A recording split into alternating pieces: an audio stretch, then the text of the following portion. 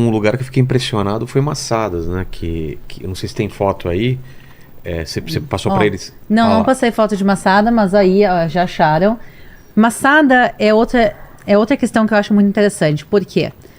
Tem um homem chamado Flávio Josefo, em hebraico Yosef ben Matitiyahu. Ele era judeu. Ele era o líder da rebelião judaica contra os romanos na Galileia. E ele estava liderando a rebelião em Yodfat, uma cidade do norte de Israel. E os romanos vencem a cidade, começam a destruir a cidade e matar todo mundo. E Flávio Josefo olha e diz... Ele com certeza ia ser morto. E aí ele vai aos pés do general que estava destruindo a cidade, que chamava Vespasiano, se atira aos pés dele e diz, olha, eu prevejo que tu vai ser o futuro César. E Vespasiano não tinha a menor ideia de quem era aquele judeu no chão. Ele disse, mas eu gostei desse, deixa esse vivo. E ele vira prisioneiro dos romanos. Algumas semanas depois, o César de Roma morre e Vespasiano vai ser chamado para ser o novo César. Ele preveu, isso obviamente foi uma grande coincidência, mas acabou que ele acabou virando um pouco de mascote dos romanos, e os romanos vão permitir ele ter liberdade que outros judeus não tinham.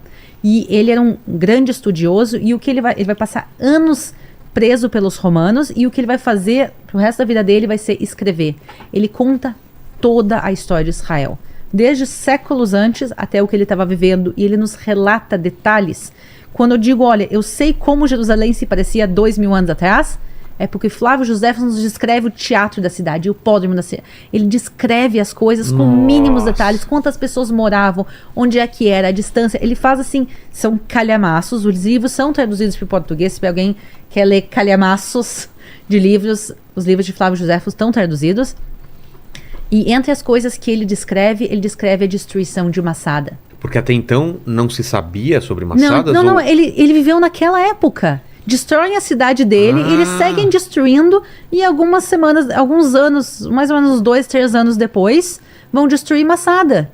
E ele tá lá, como prisioneiro dos romanos, enquanto os romanos estão destruindo, e ele tá escrevendo. Relatando tudo. Ele tá relatando. Ele não teve lá em cima em Massada, mas ele teve os relatos dos soldados romanos, e talvez relatos em segunda mão de duas judias que sobreviveram de Massada. E ele começa a escrever. Porque a história é triste pra caramba, né? Não, a história é impressionante. E o que acontece? A gente tinha uns livros de Flávio Josefo e ninguém sabia onde era Massada. Ah, é? Sim. Massada foi esquecido também. O local foi destruído, foi abandonado, e por séculos ninguém sabia. É uma montanha. É que aí tá visto de cima, Paquito. Aqui tá visto de cima e já escavado. Já escavado. Se você puder, uma imagem de baixo, ela em cima das montanhas é muito imponente.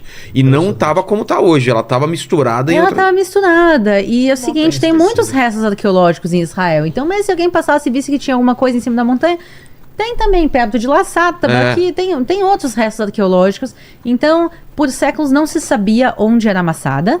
E aí a gente está falando no final do século XIX, alguns grupos de jovens judeus que estavam voltando para Israel começam a fazer excursões no deserto.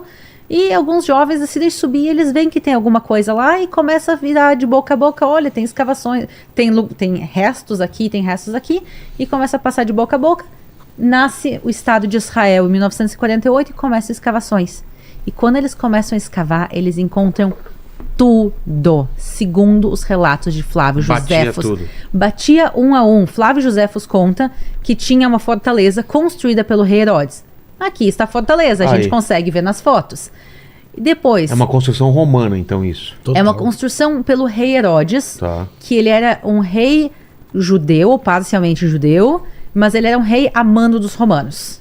Então foi construído pelo rei Herodes, abandonado depois, e aí quando começa essa grande rebelião judaica contra os romanos, um grupo de mais ou menos 1000 judeus decide se refugiar lá. Porque se tu vai lutar contra o maior exército do mundo antigo, que lugar melhor que uma fortaleza em cima do deserto? Exato, uma posição privilegiada. Em cima de uma montanha no meio do deserto. É um local que era considerado impenetrável. Herodes fez para ser uma fortaleza apocalíptica. Para ser um local que ninguém pudesse chegar numa época de guerra. E por isso, 1000 judeus se refugiam lá em cima. Eles vão passar lá alguns anos vivendo. Os romanos destroem toda Israel. Literalmente toda Israel. E aí, os romanos estão prontos para declarar vitória. E aí alguém chegou, pessoal, vocês não terminaram o trabalho de vocês. Não sei se falaram para vocês, mas tem uma cidadezinha aí. Tem 1000 judeus em cima de uma montanha no meio do deserto. Vão lá e terminem o trabalho. Nossa. E aí as tropas romanas vão, elas chegam até Massada. E a primeira coisa que eles vão fazer é construir uma muralha em volta de Masada e acampamentos romanos em volta. Então eles vão fazer acampamentos lá embaixo e eles sentam lá embaixo e esperam os judeus se renderem. Só que o que eles não sabiam é que os judeus tinham tudo lá em cima. Água, comida, palácios. Tem lugares onde eles armazenavam os grãos, né? Tinha até piscina lá em cima. Piscina? Tinha piscina de água aquecida em Masada, no meio do deserto. Então esses 1000 judeus, não é que eles estavam felizes lá em cima, mas eles tinham tudo o que eles precisavam. E os romanos então entendem que os judeus não vão se render. E aí o que eles fazem é, decidem subir. Pelo que eu lembro lá, tinha um caminho... A gente já vai chegar nisso. Ah lá. Aí, olha. Peraí, deixa eu entender aí. Então... Aí a partir de trás, visto por trás, não é? Visto por trás. O Mar Morto, tá lá em cima é o Mar Morto, certo? Isso. E aí tem todo o deserto aqui, e essa parte de trás não existia? Como que é? Então, toda a parte da esquerda é a parte original. Tá vendo que parecem penhascos? Essa era a Masada. Tá. Tinha um caminhozinho que fazia um zigue-zague que subia. Só que agora pensa, os soldados romanos tentavam subir com todo equipamento, com tudo. Os judeus iam lá de cima, soltavam uma pedra. Jogava pedra, acabava com a festa. É boliche com os romanos, montanha abaixo. Não dava para um exército, era um por um. E mesmo assim, eles não conseguiam. Quer dizer, os judeus tinham arco e flecha, tinham pedras, tinham tudo para que os romanos não conseguissem subir. Os romanos começam a ficar frustrados que não conseguem subir, e aí eles decidem fazer uma rampa gigante. Cara, eles construíram essa rampa, não Agora existia. Agora tu tá vendo a rampa. Essa rampa não existia. É que tá pra metade, pra direita. Essa rampa gigante que sobe a montanha foi construída pelos romanos. Ela não existia. Imagina você estando lá, vendo os romanos construindo uma rampa e os caras têm tudo. Ainda botavam escravos judeus na frente. Mas assim, os romanos são extremamente cruéis. O que acontece? Os soldados começam a construir a rampa, e agora os judeus vão pegar pedras um pouco maiores e um pouco mais de força e jogar na direção do pessoal que está construindo a rampa, e eles não conseguem avançar no projeto. E aí o que eles pegam? Eles pegam escravos judeus, pessoas que tinham sido derrotadas de outras cidades, e trazem escravos judeus para construir a rampa. Os judeus agora lá em cima olham para baixo e veem judeus. Putz. E agora eles têm a opção: se a gente jogar pedras, a gente vai estar matando pessoas inocentes. Eles são escravos. E se a gente não jogar pedras, os romanos vão construir a rampa e a gente vai terminar na mesma que a deles. E aí eles pensam: a gente vai jogar pedras sim ou não? E a decisão é não. Putz. Eles são pessoas extremamente ideológicas, as pessoas que estavam lá em cima na rebelião. E eles dizem: a gente não vai matar pessoas inocentes, e por isso a rampa vai subindo, chega em Masada, e os romanos então sobem essa rampa e começam a destruir a muralha, porque tinha uma muralha em volta de Masada, e algumas horas vão destruir a muralha, abrir um rombo, e aí eles estão prontos para entrar e terminar com Masada. Qual o problema? Começa a cair o sol, já começa o pôr do sol, e os romanos dizem: a gente não vai lutar em Masada de noite, porque se a gente lutar de noite, quem tem a vantagem? Quem conhece o terreno. Quem conhece o terreno. Os judeus vão acabar matando os romanos, não tem necessidade. Eles descem, porque os judeus não tem nem para onde fugir, porque Masada está cercada embaixo também por romanos, e dizem: vamos voltar amanhã de manhã. E os romanos estão lá embaixo, descansando, e enquanto isso os judeus se reúnem e discutem o que fazer. Imagina essa reunião, né? Essa reunião está descrita no livro de Flávio Josefos. Ah, é? Tem o discurso dessa noite, está no livro de Flávio Josefos. Quem fez esse discurso é Eleazar Ben Yair, o chefe da rebelião.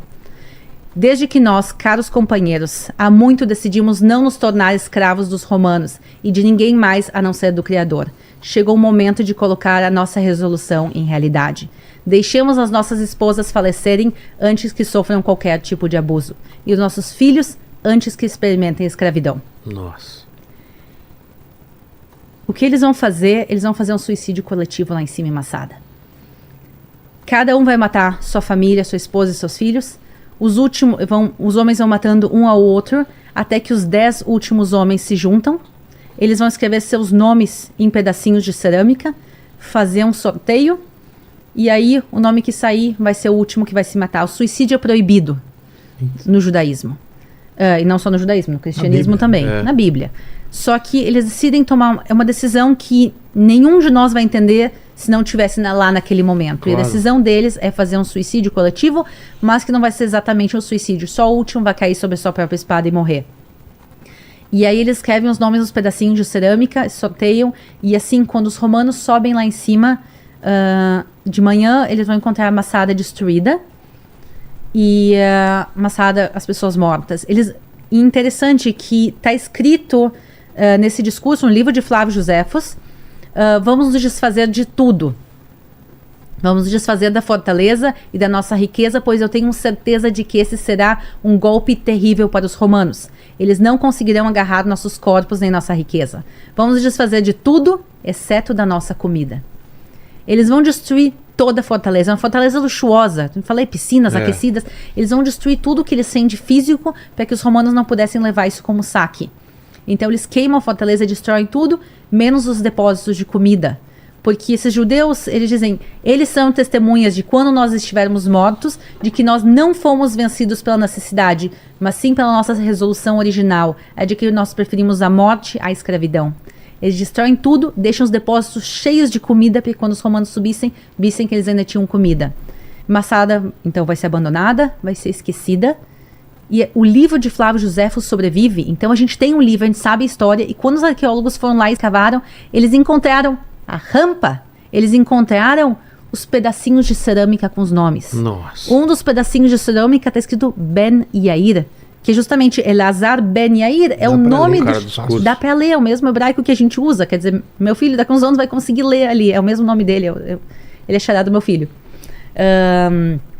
Então a gente consegue ler o nome Ben Yair, a gente consegue ver o nome. Se encontrou uma Masada destruída, os depósitos estavam cheios de comida. Quando os arqueólogos chegaram, eles escavaram e encontraram ali restos de tâmara, de azeite, eles encontraram comida.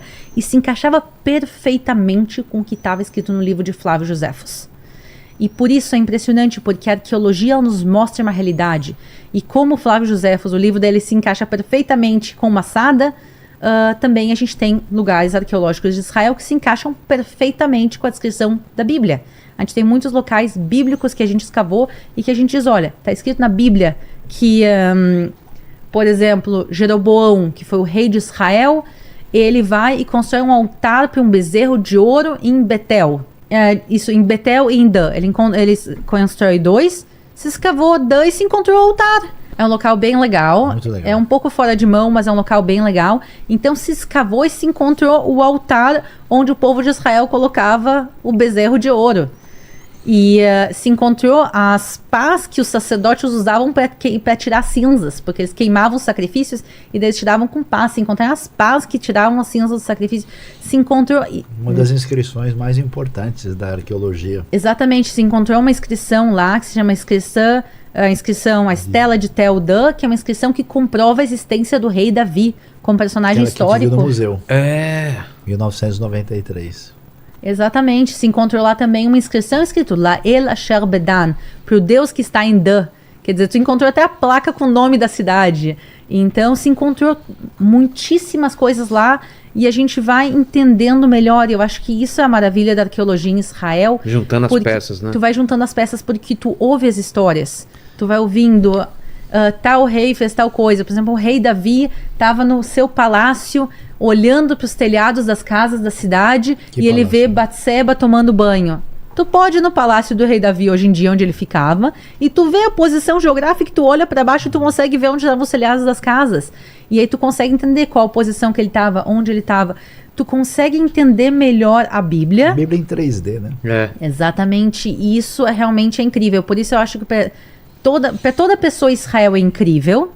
É uma experiência, é um local histórico fascinante, é o centro do monoteísmo no mundo, mas ainda mais para quem conhece a Bíblia. E aí uma coisa interessante, né? Quando a Aline fala isso, o que acontece?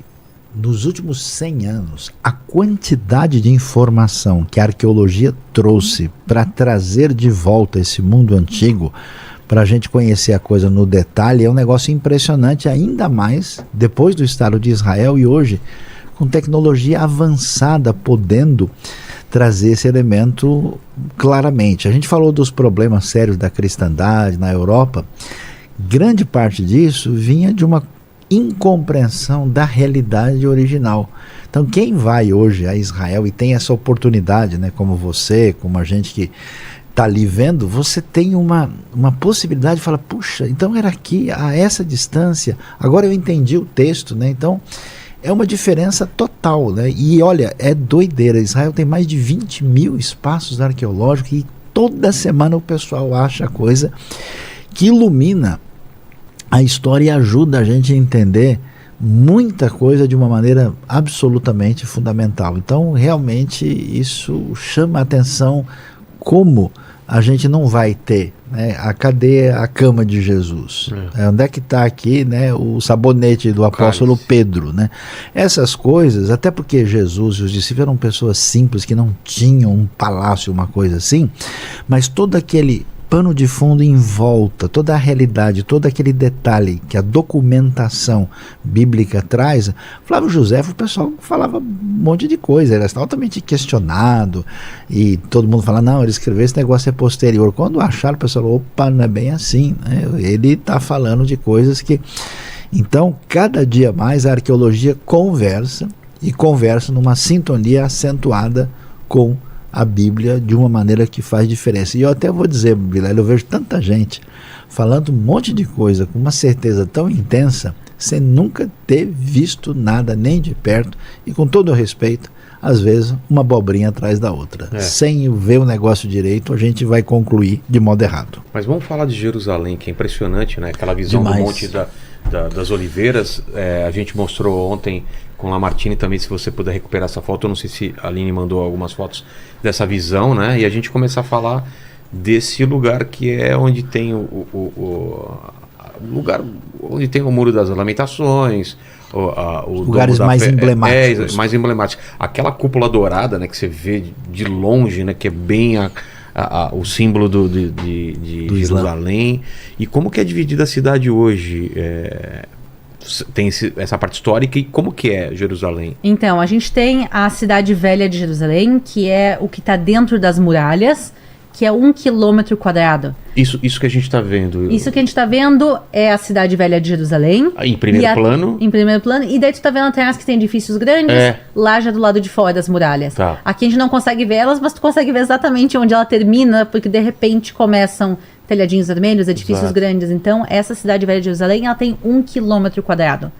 E alguns locais também históricos em volta. Mas assim, se tu pegar toda a parte histórica de Jerusalém, a gente tá falando principal, a gente tá falando assim, 2, 3 quilômetros quadrados. É um espaço muito, muito pequeno, mas que condensa as principais histórias bíblicas.